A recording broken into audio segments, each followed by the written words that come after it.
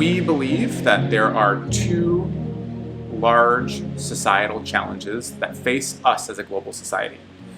One is inequality, and the second is climate change. And so all of our resources are directed at solving those challenges. So we invest in three impact areas that address inequality and climate change. The first of which is low carbon innovation. That is, what are the interventions that will reduce carbon emissions? The second we call resilient communities. That is helping to make vulnerable populations more resilient through design and engineering technologies. And lastly is what we call future of work. As more machine learning and algorithmic tools are deployed in our products and in all the workplaces writ large, how do we help folks transition, and particularly those folks who are most vulnerable, transition to a future where there is much more technology in the workforce? Those are the three areas in which we work. We exclusively work with organizations that are focused on delivering societal impact. How are they helping people and planet, right? So that's exclusively what we support in the world as a foundation, Autodesk Foundation. Because we are tied with a global technology company, we're able to support them in the technology applications for good.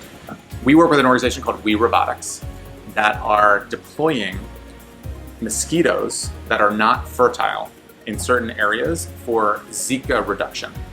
And so they use drones that fly over these areas, deploy the mosquitoes, and then the mosquitoes help to make the population infertile. The cost of deploying some of these technologies, such as Autodesk products, think about the future of drones, AR, VR, etc. The costs are becoming such that they're cheap and easy to deploy. And so, for instance, 10 years ago, you would not have the ability to deploy drones over a specific area to send infertile mosquitoes into a population. Today, that's totally feasible. And so we're seeing the cost of technology plummet with increasing the number of applications towards which the technology can be applied that allow us to do more good with the technology. The example I gave you with Build Change in Colombia, they are using algorithmic tools to turn photographs of houses into construction documents. They're using an algorithm to do that. I wouldn't necessarily call that AI, but they couldn't do that 5 years ago. The computing power necessary to be able to look at millions of digital data points and turn that into something that is usable was not feasible a few years ago. It is today.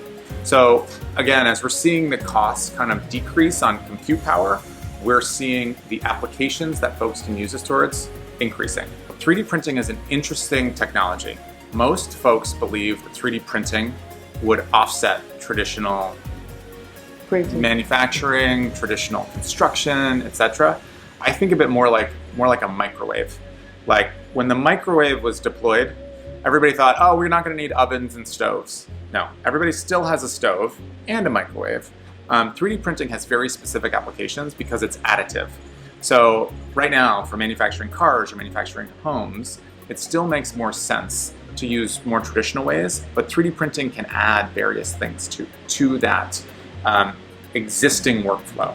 So 3D printing is very interesting, for example, with prosthetics. That needs a unique additive process by which you're providing something to an individual.